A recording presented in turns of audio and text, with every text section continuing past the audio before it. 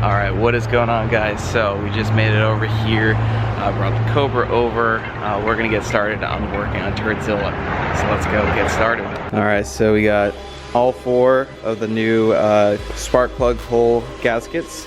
These are very important to change because they do end up leaking oftentimes after some mileage, usually around 100,000, but it can happen at any point. So these are good to replace and have new ones so that you don't get oil drip going down to the spark plug holes, which can cause inconsistent spark. So we're just going to put the pickup tube on.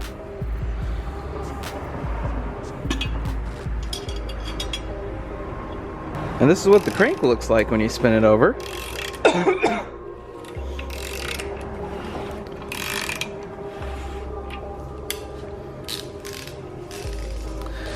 And you can see some rods.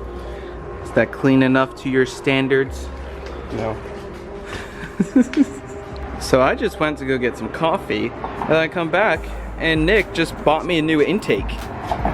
At least it looks like that. Damn, the timing cover and intake manifold look like brand new. That's crazy. Hot tamale degreaser. Hot tamale degreaser. That's the recipe. That looks so freaking good. Nice and clean. Dang. So we're replacing the seal on the front of the cover. Front cover seal. Yep. Along with new timing cover gaskets, which range all the way up and down there. Nick likes to use this good old silicone lubricant to kind of get things in. Makes it easy. And then it dries pretty quickly.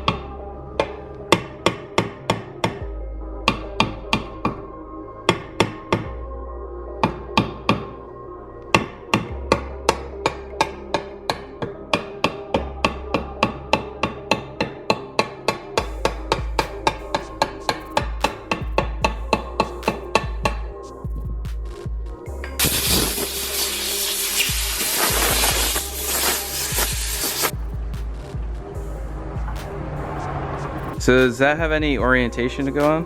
No, it's got a keyway on it. But you don't want to forget this because this is what your crank trigger That's what the sensor picks up, right? Yep. The front cover sticks in, I think, one of these sides, but sticks in right here and measures it as it goes around. Yeah. Usually like to use some RTV on some areas, right? Yeah, wherever the joints are Between the heads and the block. Mm-hmm. Valve cover, timing cover, they all have little joints you gotta get to. Yeah. The factory does that too, right? Yep. Factory Ford. Clean bolts are happy bolts? Mm-hmm. Always. Man, they said you were a dirty mechanic. They lied. I am a dirty mechanic. Ooh, shiny.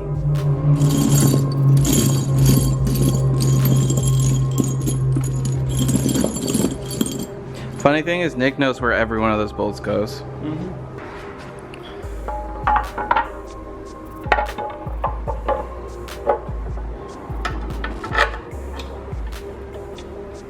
Oh shit, I'm gonna have to cut that out. I'm just kidding. Somebody will make a comment on it. You put that in the wrong spot!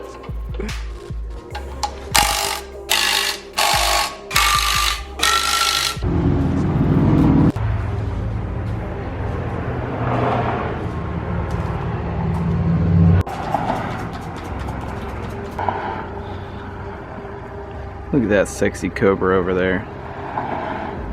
Oh yeah.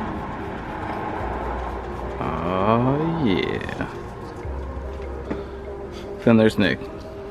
Putting on the harmonic balancer.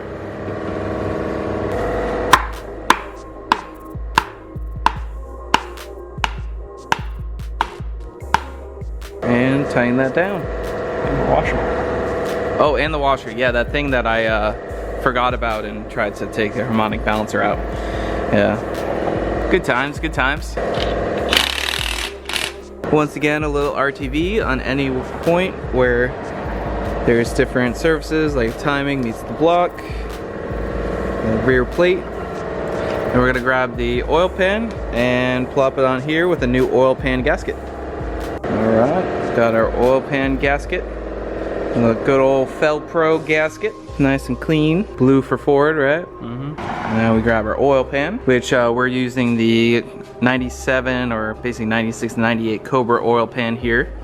And we can't use the, what are those called? The scrapers that go over the crank? No, John took the Cobra main caps, which have the windage strip attachment piece for them. So we can't use that. So there's no windage thread or anything, just a scraper on the tube and these guys.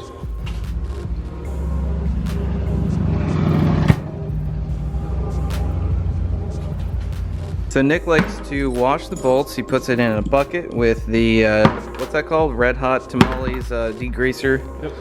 And basically get all the bolts clean and then put in a little bit of oil, which makes it go in nice and easy and not get stuck later. You know, the cleaner pulls all the oil off the bolts so they'll get calcium buildup on it. And Nick just puts a little bit of oil in there. That way these basically go in nice and easy and don't get stuck.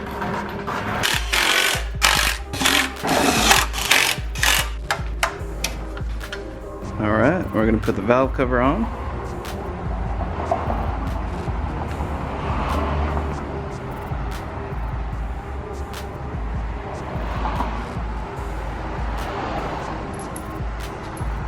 So I decided to end up going with the Mark VIII valve covers over the ones that we ended up painting.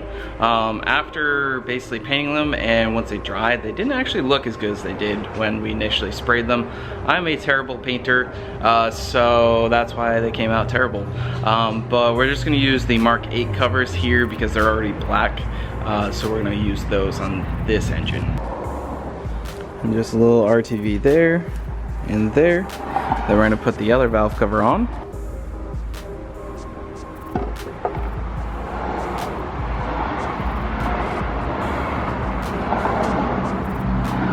All right, so we're waiting for some gaskets for the engine here.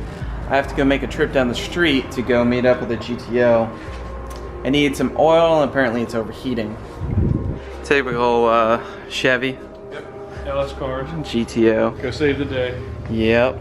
Go hop in the old Cobra.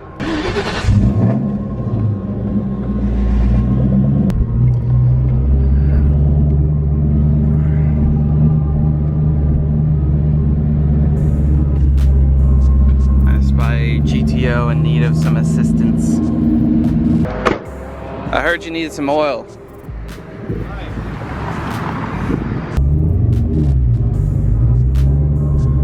Alright. Follow the old GTO over there.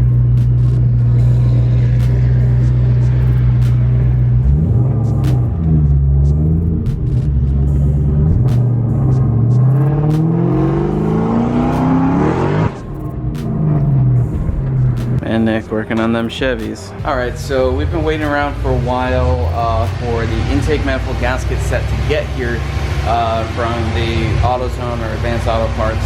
And unfortunately, it looks like we waited all the time and they sent over the wrong intake manifold gasket. We do have exhaust manifold gasket, but we're not gonna be able to get the intake manifold and IMRC delete plates on the car yet. So I did go ahead and just place the intake manifold, the coil covers on, and the headers on just to get an idea what this thing's gonna look like.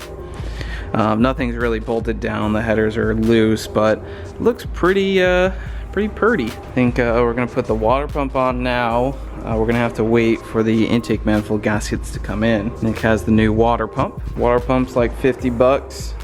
It's always a good idea to throw one in there. They're super easy to do. This is just these bolts going around here. And those just have an O-ring on them. Yep, grease it up, slider in. Alright, so that's about going to wrap up what we're going to do on Turdzilla project today. Basically we got the engine kind of assembled with valve covers and everything getting sort of ready to go. So we're going to basically call it a day on this because we're still waiting on those intake manifold gaskets. They basically sent us the wrong part. So we're going to tuck this away basically, and then probably in the next video we'll actually pull the engine out of Turdzilla, drop the whole K-member, basically get this in there and ready to go, because now all we need to do is bolt the intake manifold onto it. drop it in the car, and then the next step after that is going to be wiring and figuring out the fuel rails. But we're getting close. We're definitely getting close. So make sure you go follow Nick on Facebook. He is Florida Auto Surgeons, as well as on Instagram. That will all be down in the description below. So anyway guys, we'll see you guys next time.